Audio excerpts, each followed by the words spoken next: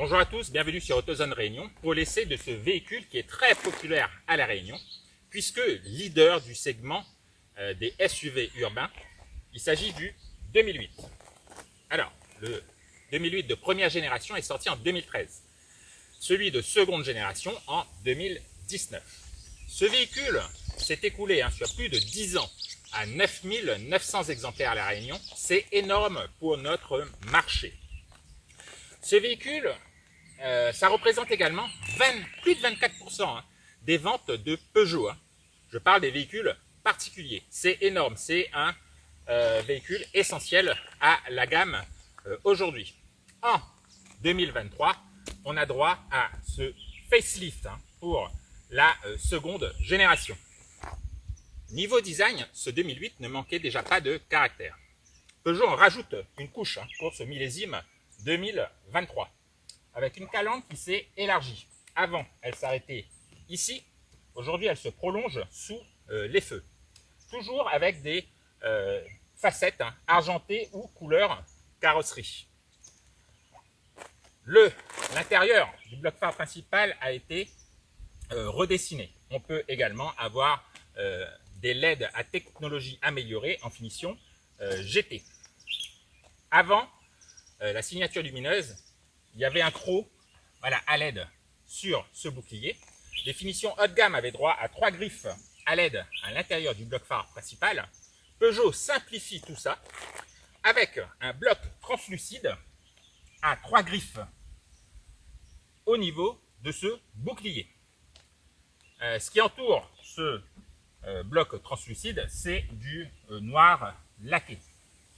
Tout ça, ça donne un caractère encore plus affirmé, un côté encore plus agressif pour ce 2008 restylé.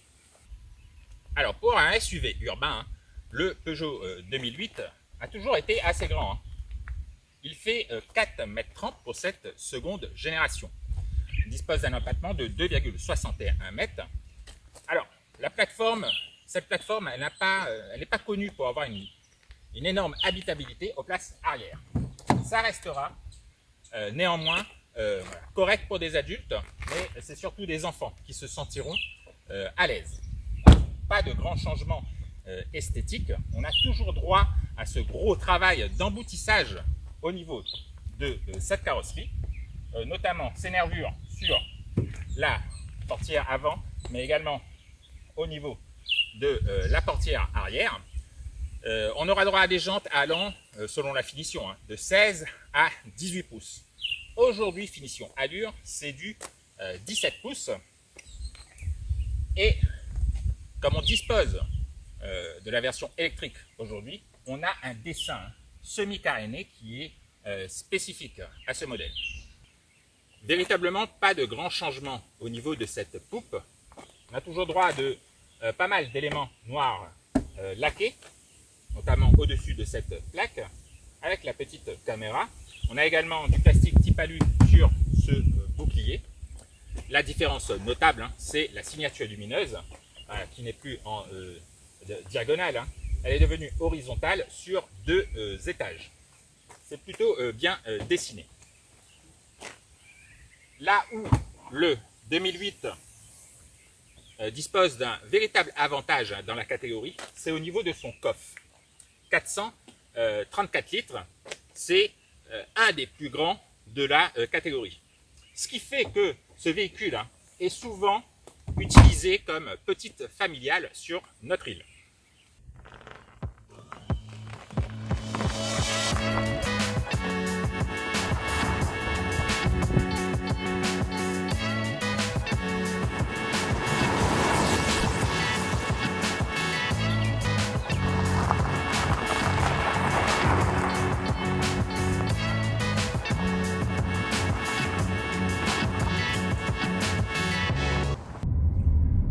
Un petit tour au volant de ce 2008 millésime 2023. Et cette planche de bord n'a pas du tout vieilli, je trouve. Toujours type iCockpit. J'ai pas eu trop de mal à trouver ma position de conduite. Le siège, le volant, afin de voir totalement cette instrumentation. Aujourd'hui, elle est numérique 2D en finition Allure. Par contre, j'espère que sur la nouvelle génération de 2008, cette instrumentation sera encore 2 ou 3 cm plus haut. Plus haute plutôt. Alors, ensuite, sur ce 2008 facelift, on a droit immédiatement de série au grand écran de 10 pouces. Ça permet notamment voilà, d'avoir la navigation sur tout cet écran. J'aime bien le graphisme général du système. Par contre, voilà, quand je vais rentrer dans un menu, il y a un petit laps de temps. Et quand je veux revenir au menu principal, alors il n'y a pas de raccourci. Il faut absolument aller sur la petite touche sensitive, le raccourci, qui se trouve à côté des aérateurs. Ça, je ne comprends pas très bien. Pareil, je veux aller dans le système de clim, il n'y a rien à l'écran. Il faut aller avec le raccourci et la clim se règle à l'écran. Ça, je ne comprends pas trop. Par contre, il y a un raccourci que j'aime bien, c'est pour voilà, enlever quelques aides à la conduite, notamment l'aide au maintien dans la voie. Voilà, qu'on est sur départemental, parfois ça peut être gênant. Donc ça, c'est pas mal. Au niveau ergonomie également, on a toujours ce satellite à gauche du volant qui est voilà, pour le régulateur de vitesse. Voilà, ça fait un peu daté sur les nouvelles Peugeot, voilà, ça n'existe plus normalement. Surtout qu'il faut le connaître par cœur parce qu'on ne voit absolument rien bien caché par le volant. On a également le boîtier de vitesse qui a disparu, remplacé par une gâchette. Voilà, en tout cas sur les versions automatiques ou électriques comme aujourd'hui. Voilà, c'est un peu moins encombrant. Au niveau de la finition, c'est toujours très correct pour la catégorie. Par contre, c'est noir dans ce 2008. Tous les plastiques, c'est vraiment très très sombre. On a même ce plastique que j'aime bien, type carbone, mais ça fait pas très gai, tout comme les inserts noirs laqués. Ouais, insert noir laqué qui cache notamment le chargeur par induction.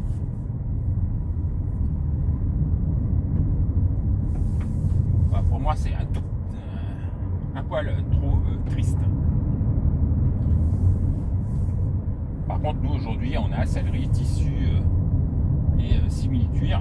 Pareil, on a des petites touches de simili-cuir sur les contreportes. On va parler technique.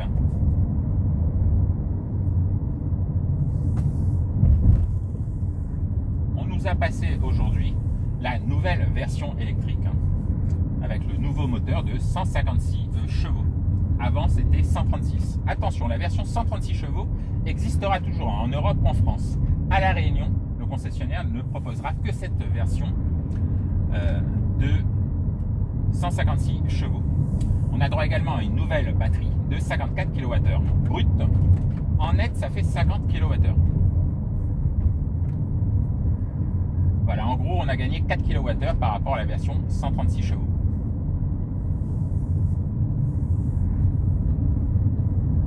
Peugeot nous annonce une autonomie en hausse, compris entre 60 et 70 km. Alors, c'est pas tellement grâce aux 4 kWh de la batterie. C'est clairement aussi grâce à ce nouveau moteur électrique d'origine Nidec. C'est une filiale du groupe Stellantis. Ce moteur est beaucoup moins énergivore. Avant, l'autonomie était annoncée pour 330 km à peu près. Aujourd'hui, je crois que c'est 405 km. On va vous afficher ce qu'on a vraiment consommé lors de cet essai et l'autonomie réelle. Et d'après moi, ça passe crème pour La Réunion. On n'aura pas de questions à se poser, même pas le week-end.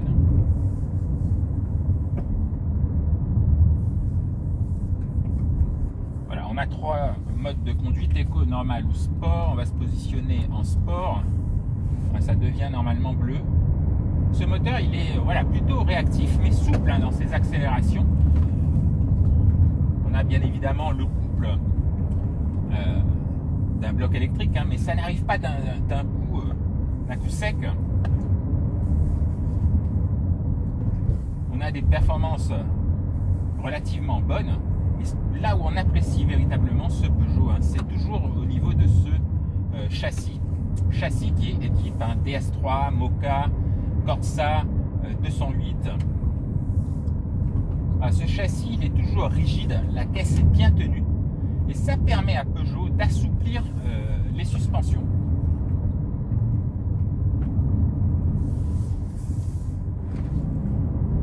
Résultat, on a un véhicule véritablement confortable. Grâce aussi à cette monte pneumatique, jante 17, des pneus à flanc très larges, avec les suspensions assez souples, ça filtre totalement et ça sans toucher la tenue de route. Je trouve que ce véhicule vire véritablement d'un bloc. Pas de problème de motricité, pas de grosse prise de roulis. C'est confort. Pour moi, le Peugeot 2008, c'est véritablement le meilleur compromis. On n'a pas besoin d'un véhicule ultra sportif, surtout quand il s'agit d'un SUV urbain. Mais par contre, on peut véritablement adopter une conduite dynamique. La seule chose que véritablement je n'apprécie pas à la conduite sur ce 2008, surtout sur cette version électrique, c'est la pédale de frein, beaucoup trop spongieuse. Il y a une grande course, ça ne me rassure pas forcément. Bien sûr, si je vais taper dedans, ça va freiner d'un coup sec, mais j'ai du mal à percevoir quand c'est la récupération d'énergie ou quand c'est les plaquettes qui rentrent véritablement en action.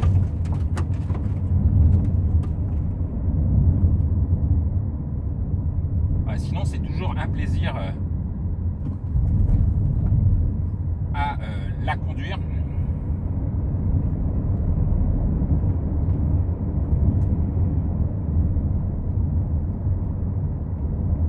Alors, ce 2008 sera disponible en version thermique, bien évidemment, avec le PureTech de 100 ou 130 chevaux et également la version diesel HDI de 130 chevaux. Attention pour la version diesel, elle ne devrait pas rester au catalogue très longtemps. Donc pour les gros rouleurs, il faudrait peut-être en profiter. Et puis on aura cette version 100% électrique. Comme je vous disais, à La Réunion, uniquement la version 156 chevaux. On aura également 3 finitions, active, allure ou GT. Aujourd'hui, on se retrouve dans une Peugeot i 2008 allure. On va vous afficher également tout ce qui est équipement, c'est plutôt généreux.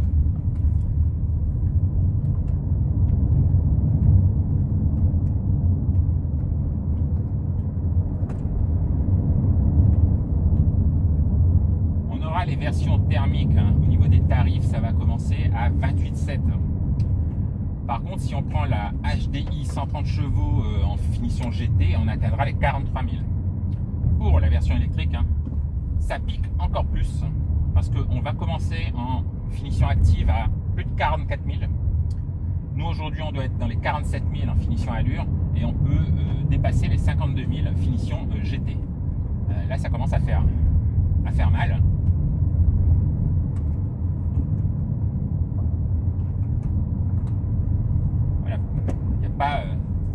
Tout le monde ne peut pas se payer cette i 2008, même avec le bonus écologique. Et n'oublions pas qu'il y a en 2024 une nouvelle motorisation assez révolutionnaire qui va arriver, le nouveau PureTech 1,2 litre, fiabilisé, mais également qui pourra disposer d'une technologie 1000 hybride 48 volts. Alors c'est la première technologie 1000 hybride qui peut faire déplacer le véhicule en mode électrique, sur une distance très courte. On aura également droit à une nouvelle boîte de vitesse. Voilà, on attendra de juger sur pièce cette nouvelle motorisation. Voilà, en attendant, nous on vous dit à très bientôt sur AutoZone Réunion pour un prochain essai. À bientôt.